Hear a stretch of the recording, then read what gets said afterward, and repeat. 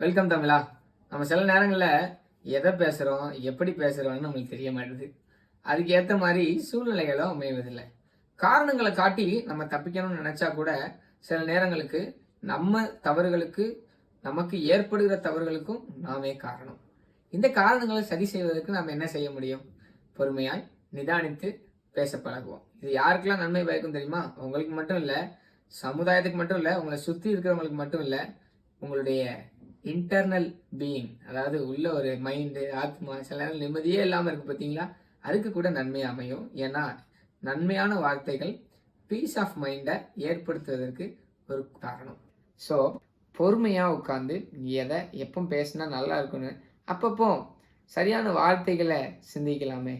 இது உண்மையிலே மிகப்பெரிய தாக்கத்தை உண்டுபடும். கண்டிப்பாக நீங்கள் அழகான சமுதாயத்தை உருவாக்குறதுக்கு ஒரு பார்ட்டாக அமைவீங்க.